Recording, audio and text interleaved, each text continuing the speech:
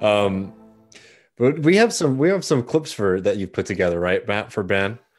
Oh yeah, well we have my. I want you to logic my We need some logic, man, because senator. we've been getting worked up.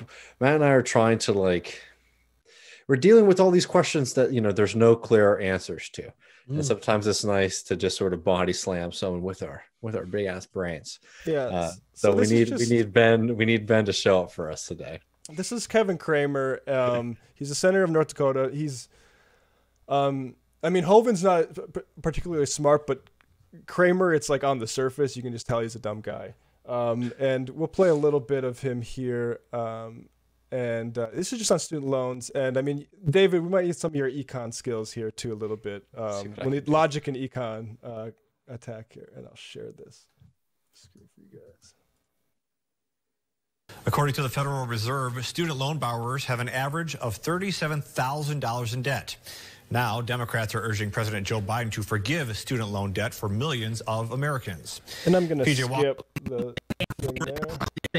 Adequate courage unilateral move. And I also want to note that Kramer posted this himself. So this wasn't like somebody saying, look at this dummy against student loan relief. It's the burden from the borrowers to the taxpayers. Well, offering to unilaterally forgive debt students chose to take on would create a perverse incentive and certainly encourage others to needlessly rack up more loans while doing nothing to address the real inadequacies in our higher education system. President Biden previously said he supports erasing up to $10,000 in debt. Yeah, well, I'd want to leave off before Biden because that also pisses me off. I'm sorry, I'm becoming a body language expert, but like that movement that he did not inspire confidence in his awareness of his surroundings. I mean, it honestly, like, he's so unimpressive that this is how weak the Democratic Party is in North Dakota, that when he was running for Senate, I can't find this right off the top of the bat, but they had some old decrepit Democrat from like that was like 70 years old, and they're like, why are you running? It's like, the party asked me to run. So that's why Kramer's a senator in North Dakota now. But yeah, I guess, what are your guys' response to that? I have a few things that I'll get into later, but anything you want, anything struck off or strike out, hit you off. I can't talk right now, but anyway, what stuck out to you? That's what I was looking for. Well, I mean, look, I will first of all just plug that I had a article in Jacobin in December, I want to say, called "It's Not That Complicated: Canceling Student Loan Debt is Good," which, so you have an idea.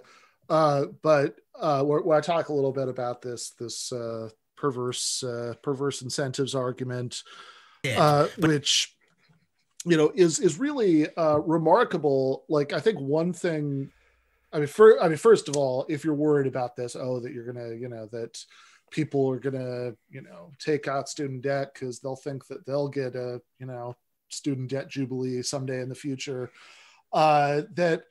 okay, one, if you're really worried about this, I have a really easy solution for you, which is to just abolish college tuition going forward. So there's no perverse incentive anymore. Nobody's taking out any student loan debt because it doesn't exist, which, by the way, I think is the best argument for forgiving it all, that it just shouldn't exist in the first place. Right. But also, I think that this argument pairs really oddly with another very common argument against forgiving student loan debt, which is that, this is regressive because people who come from higher income backgrounds are more likely to go to college. So actually, this is more, like you're doing a favor for rich kids. That's like that's the flavor of the argument. And a lot of that's extremely misleading anyway, because people who go to college are more likely to come from relatively higher income backgrounds. But within the group of people who go to college, people who come from lower income backgrounds are more likely to be saddled with massive amounts of student loan debt for obvious reasons, because their parents can't just cut a check. So for example, there's a huge racial gap in student loan debt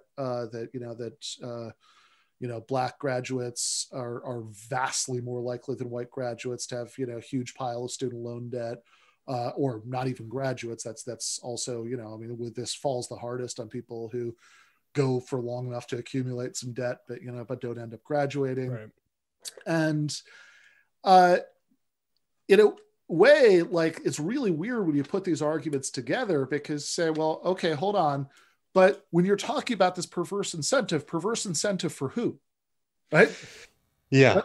Like what you're saying is that what you mean when you say perverse incentive is that people who can't really afford it will go to college because they'll think that it'll be forgiven someday.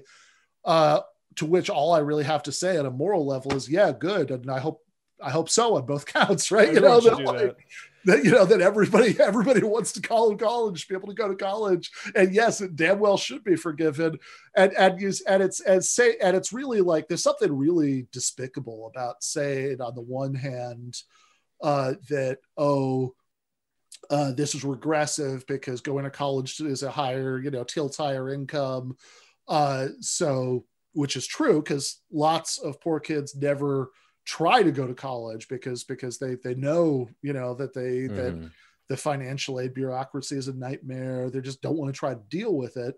But that's because we're charging people to go to college and making them go into debt to go to college. If you want that to change, if you don't want this to be primarily something that people who come from higher income backgrounds do, then you shouldn't be saddling people with student loan debt and indentured servitude. Yeah, I certainly wasn't thinking of debt forgiveness anytime that I signed on for my student loans. I mean, and it's so predatory that like 18 and 21-year-olds are put in that position, right? Like, because I had not a terrible amount of student loan debt from my undergrad, more from my summer abroad. But I got accepted to NYU, and that's a prestigious university. I couldn't have gone if it wasn't for massively taking out loans. And I did it because and look, I saw some indication that maybe it was a huge risk. At the same time, you get that like acceptance letter, and like neither of my parents went to college, and that looks like you've done it, right? Like that's a success. So you're going to do it, and you're told that of course you're going to be in New York, you're going to be making $125K, you'll be paying that off easy anyway. And like it's obviously about controlling people who want to get an education, that hurdle is put in their way. And I mean that's exactly it.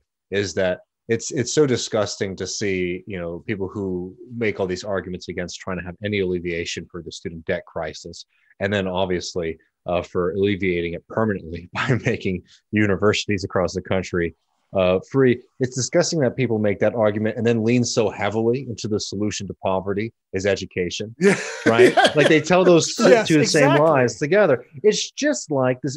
Honestly, it's the same kind of logic as all of these liberals, right, centrists and Republicans, who when it comes time to giving everybody $2,000 checks, starts to become very worried about income inequality and wants to make sure that people making $80,000 a year or whatever don't get the $2,000 checks.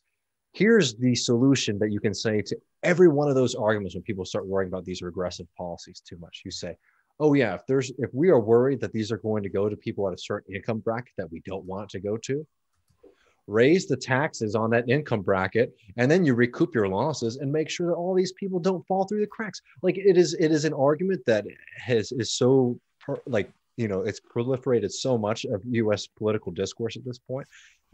That is actually amazing that we just don't have that as our default position. Like just press a button, like record yourself saying that once, and you can put that in place of an argument for almost all of these, positions that these arguments that they make against universal programs that will help people. Yeah, raise taxes. The second quick point I want to make too is all of this hand wringing about the worry about the what was the phrase that he used, the slippery slope about the moral imperative. That if we make it easy for people who have debts, that they're just going to get themselves more and more indebted in the future. We have a huge crisis of that already in this country that's not even limited to student loan debt, because money is so cheap for people, because interest rates have been so low for a really long time, and because average wages of working people in this country have been so stagnant for a very long time. There has been a very perverse incentive, right? Which is very different from people trying to borrow money to get educated or to buy a basic, goods. And, honestly, at a certain point, just basic comforts like a refrigerator, maybe a television, so you can watch some TV after working at an Amazon facility, 40 hours a week and not being able to get any break time for yourself, right? A really perverse incentive for all of these corporations who are now stepping in to provide people with these small time loans. I'm talking about things like Afterpay and Affirm, right? Like if these people are really worried about creating a dynamic where people are going to get more and more indebted, they should be targeting these, companies that are, being predators in a situation that is caused by low wages and desperation for most people in this country. Yeah. No, I mean, absolutely. And also sometimes people say, well, why student loans? What about this kind of debt or that kind of debt? And I think that the answer is pretty much always, yeah, that too, right? Like that's like, yes, in general, people are saddled with all kinds of extremely unreasonable debt, and we should have, we should have a lot of different kinds of debt forgiveness. But the real, I mean, the question is like, and I think that I think there's a discussion to be had about the fact that, that maybe, on the left, we spend a lot of time talking about, free college and student loans because so many of us are people who, who experience those particular things, and as, in fact, as I remember Matt saying once in the past, if, maybe as the cohort ages, we'll be a little more, more focused on other things about, childcare, and I hope so. Yeah. But the point is that this should be part of a general constellation of redistributive, measures and, measures to make people's lives easier, which would be about all of those things, that like there's a line that I've always loved from a friend, Amber Lee Frost, who says, that like the best thing about, going from being a liberal to being a socialist is you can stop morally means testing people in your head. You can just say every bastard deserves better. Yeah. I think that's great. I just want to add one last point to this too about like the debts that we should be forgiven across the board is that when you saw what happened with stimulus checks, the first round of stimulus checks, that $1,200 check for the checks that actually ended up in people's bank accounts, which was a huge problem. We don't need to go into all of that, just how much of a disaster it is in this country for them to provide any kind of direct payments to people. But for the people who did get that money, I think something I don't want to fudge the numbers, but I think it was like 40% of that money went to paying debts. Yeah. Went to paying credit card debt, went to paying, mortgage debt or student loan debt or whatever, right? Because people understood, okay, I have a little bit of a windfall. So the people who basically weren't using that to just like literally buy food were using that to get the debt collectors off of their back, which basically created another perverse incentive, by the way. Actually, like debt collecting companies had their best quarter ever last summer, right? And an inadvertent part of those direct payments. Again, I'm not advocating against direct payments. I'm saying that what progressives would be doing and what a socialist certainly would be doing in any kind of moment like this, where you need to stimulate the economy, would be not only giving people money in their pocket, but also dealing with those debts, because we don't want to create a cycle where the government's giving people money, but basically because of this perverse system that we live in, people are just handing those checks over to the bankers and the debt holders who are very well off in this situation. Yeah, I mean, even in terms of economic stimulus, like you want, you want ordinary people to be able to spend the money immediately, and this isn't. I mean, this isn't even just specifically about the direct payment issue right now. In general, I mean, eliminating all student debt or eliminating all kinds of other debts, would free up the money to just be immediately spent in ways that are. I mean, look, the people who. If you actually want to stimulate the economy, the people who are most likely to immediately, put any money that you give them in circulation are the people who have the least to begin with. Exactly. Whereas if it's going to the either the grantors the loan or just whatever company happens to own the debt at this point, then it's much more likely to be tucked away in a bank account. Mm-hmm. Well, and where it does look like an imposed austerity on people is that, like, even home building trade organizations are saying, like, the number one thing you could do to, like, kick up housing starts would be to relieve student loan debt, and still not doing it. I mean, I think I think Biden would listen to for sure. those lobby organizations on some other policy promotions. It's interesting that this one isn't.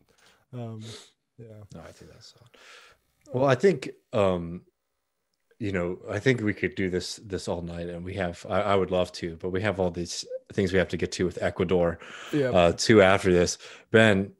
I really appreciate you joining us. I'm sure this won't be the last time, and looking forward to talking to you next Monday.